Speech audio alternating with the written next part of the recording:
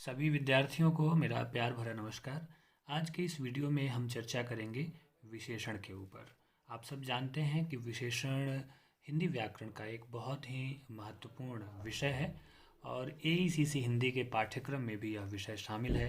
साथ ही साथ जो भी कॉम्पिटिटिव एग्ज़ाम्स होते हैं, प्रतियोगी परीक्षाएं होती हैं, उन प्रतियोगी परीक्षाओं में भी विशेषण से निश्चित रूप से कुछ प्रश्न पूछे जाते हैं।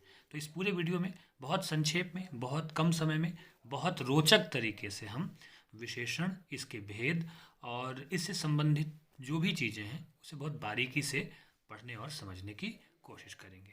तो आइए शुरू करते हैं। सबसे पहले हम विशेषण की परिभाषा समझ लेते हैं।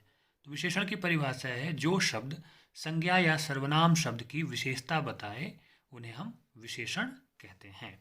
और विशेषण जिसकी विशेषता बताता है उसे हम क्या कहते हैं? विशेष्य कहते हैं। अर्थात जिन संज्ञा या सर्वनाम शब्दों की विशेषता बताई जाती है उन्हें हम कहते हैं विशेष्य। आइए अब हम इसे बहुत आसान तरीके से एक उदाहरण के माध्यम से समझने की कोशिश करते हैं कि विशेषण क्या है, विशेष्य क्या है। यहाँ आप देखें कि लिखा हुआ है ईमानदार नेता, या फिर दूसरा लाल पतंग। तो ईमानदार क्या है? विशेषण है, वह शब्द जिससे संज्ञा या सर्वनाम की विशेषता बताई जाए। और विशेषता किसकी बताई जा रही है? नेता की विशेषता बताई जा रही है। तो जिसकी विशेषता बताई जाए वह होता है विशेष्य, और जिन शब्दों से विशेषता प्रकट की जाती है वह होता है विशेषण।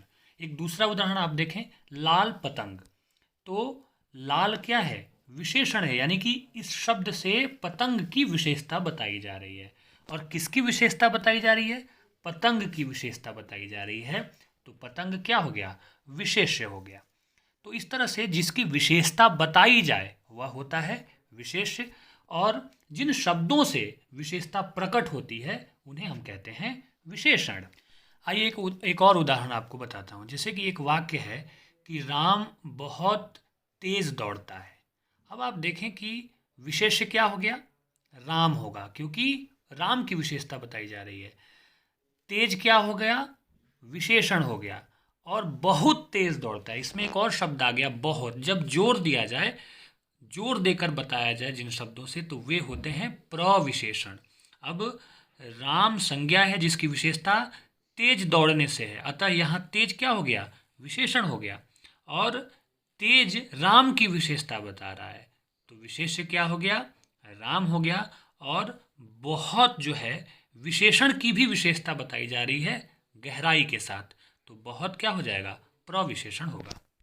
आइए अब देखते हैं विशेषण के भेद कितने हैं। तो विशेषण के मुख्यतः 4 भेद हैं: गुणवाचक विशेषण, परिमाणवाचक विशेषण, संख्यावाचक विशेषण और सार्वनामिक विशेषण। अब आगे हम एक एक करके इन सभी प्रकारों पर संक्षेप में और बहुत रोचक ढंग से बात करेंगे। तो इस क्रम में सबसे पहले आता है गुणवाचक विशेषण। इसकी परिभाषा है, वे विशेषण जो संज्ञा या सर्वनाम शब्दों के रूप, रंग, आकार, गुण, दोष तथा अवस्था आदि के बारे में बताते हैं, उन्हें हम गुणवाचक विशेषण कहते हैं। जैसे आसमान में काले बादल छाए हैं, छोटा बच्चा रो रहा है। अब आप देखें कि काले और छोटा शब्द क्या है? गुणवाचक विशेषण है। बच्चा क्या है? छोटा है। आसमान में बादल कैसे हैं? काले बादल हैं। तो ये गुणवाचक विशेषण बता रहे हैं जिससे किसी के रूप, रंग, आकार, दोष इत्यादि का बोध होता है। और आप देखें कि अगर इसके कुछ उदाहरण देखें तो मोटा, लंबा, सुंदर, मेहनती, डरपोक, गोल, लाल, काला, स्वस्थ, बूढ़ा, जवान आदि। यानी कि भाव, काल, स्थान, आकार, समय, दशा, रंग इत्यादि का बोध जिन विशेषणों से होता है उसे हम गुणवाचक विशेषण करते हैं। अब भाव में क्या है? जैसे शूरवीर, दयालु, निर्दयी, अच्छा, बुरा। काल में क्या है? अगला, पिछला, नया, पुराना। स्थान में ग्रामीण, शहरी, मैदानी, पहाड़ी, पंजाबी। आकार क्या हो गया? टेढ़ा, मेढ़ा, सुंदर, लंबा, ऊंचा, चौड़ा। समय क्या है? प्रातःकालीन, सायंकालीन, मासिक, दैनिक इत्यादि। ये सब क्या है? विशेषण है, गुणवाचक विशेषण है। उसी प्रकार दया में क्या, दशा में क्या हो गया?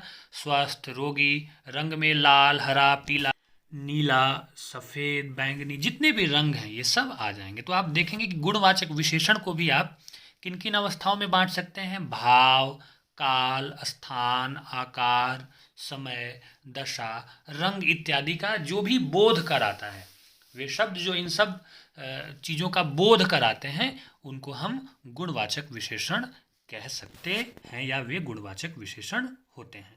इसके बाद आता है संख्यावाचक विशेषण।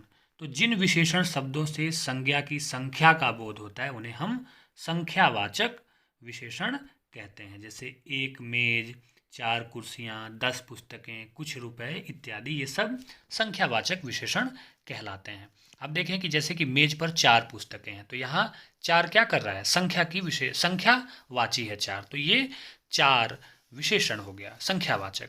उसी प्रकार कुछ छात्र पढ़ रहे हैं, तो छात्रों की संख्या तो नहीं पता है लेकिन कुछ छात्र हैं, तो ये क्या हो गया, कुछ भी क्या हो गया, संख्यावाचक विशेषण होगा। अब देखें कि संख्यावाचक विशेषण को भी हम 3 प्रकार में बांट सकते हैं। जैसे कि निश्चित संख्यावाचक विशेषण, कि जिनसे शब्दों से निश्चित संख्या का बोध होता है उन्हें निश्चित संख्यावाचक विशेषण कहते हैं। जैसे 1, 2, 3, पहला, दूसरा, इकहरा, चारों, पांचों। जैसे कि आपने पहला उदाहरण देखा ना, मेज पर 4 पुस्तकें हैं, तो यहाँ तय है कि पुस्तकें कितनी हैं, 4 हैं, तो ये संख्या क्या है, निश्चित संख्या है, तो इसलिए ये निश्चित संख्यावाचक विशेषण होगा। दूसरा विशेषण क्या है संख्यावाचक का प्रकार, अनिश्चित संख्यावाचक विशेषण, यानी कि जिन विशेषण शब्दों से अनिश्चित संख्या का बोध होता है उन्हें हम अनिश्चित संख्यावाचक विशेषण कहते हैं। जैसे उदाहरण में आपने देखा, कुछ छात्र पढ़ रहे हैं, तो यहाँ छात्र तो पढ़ रहे हैं, संख्या तो है लेकिन संख्या निश्चित नहीं है, तो इसे हम कहेंगे अनिश्चित संख्यावाचक विशेषण। या फिर थोड़े से आदमी, तो थोड़े से आदमी क्या है, यह भी अनिश्चित संख्यावाचक विशेषण होगा।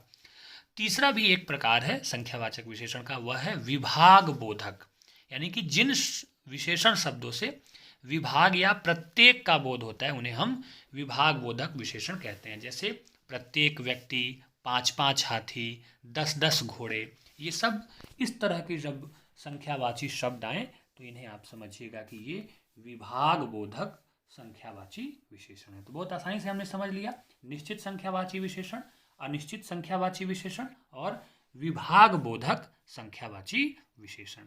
आइए अब हम अगले बिंदु की ओर आगे बढ़ते हैं।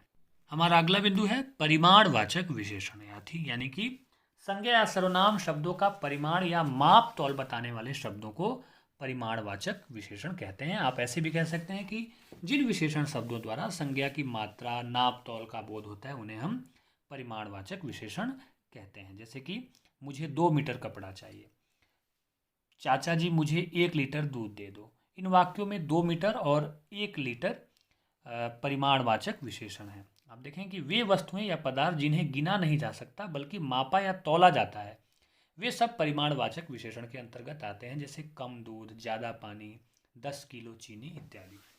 अब आप देखेंगे कि यहाँ परिमाणवाचक विशेषण के भी 2 प्रकार होते हैं, निश्चित परिमाणवाचक विशेषण और अनिश्चित परिमाणवाचक विशेषण। निश्चित परिमाणवाचक विशेषण हम कहते हैं कि जिन विशेषण शब्दों से संज्ञा की निश्चित मात्रा का बोध होता है उन्हें हम निश्चित परिमाणवाचक विशेषण कहते हैं। जैसे 1 लीटर दूध, 10 मीटर कपड़ा, 1 किलो आलू, 5 किलो चीनी, ये क्या है, इनसे हमें चीज़ों की निश्चित मात्रा का पता चलता है, इसलिए ये निश्चित परिमाणवाचक विशेषण कहलाएंगे। जबकि अनिश्चित परिमाणवाचक विशेषण होते हैं जिन विशेषण शब्दों से संज्ञा की अनिश्चित मात्रा का बोध होता है उन्हें हम अनिश्चित परिमाणवाचक विशेषण कहते हैं। जैसे थोड़ा दूध, कुछ शहद, बहुत पानी, थोड़े पैसे इत्यादि। यहाँ पे हमें ये पता नहीं चल रहा है कि इनकी मात्रा क्या है, तो ये विशेषण जो हैं अनिश्चित परिमाणवाचक विशेषण कहलाते हैं। इसके बाद सबसे अंत में आता है सार्वनामिक विशेषण। तो इसकी परिभाषा है, वे सर्वनाम शब्द जो संज्ञा से पहले लगकर उसकी विशेषता बताते हैं वे सार्वनामिक विशेषण कहलाते हैं। जैसे यह लड़का मेरा पड़ोसी है, वह तारा ध्रुव तारा है। इन वाक्यों में यह और वह सार्वनामिक विशेषण है क्योंकि यह लड़का और तारा संज्ञा शब्दों के लिए आए हैं। जैसे सार्वनामिक विशेषण कुछ उदाहरण देखें, यही खिलौना, वे पेड़, वही कमरा, ये सड़कें इत्यादि।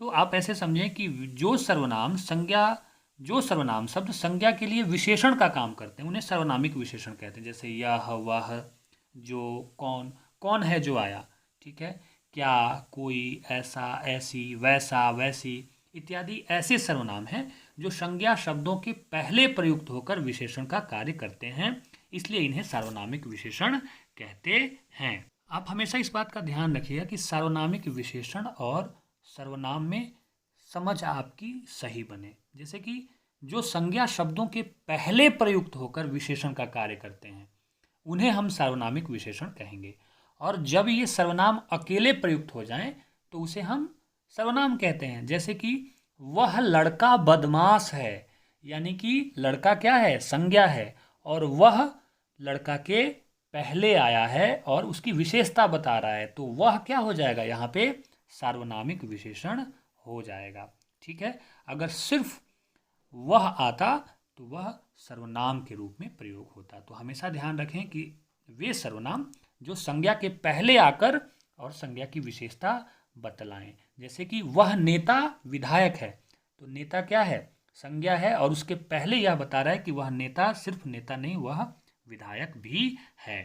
तो इसीलिए आप यहाँ देखेंगे कि वह जो है सार्वनामिक विशेषण है, क्योंकि नेता क्या है, संज्ञा है, उसके पहले आकर के उसकी वह विशेषता बता रहा है।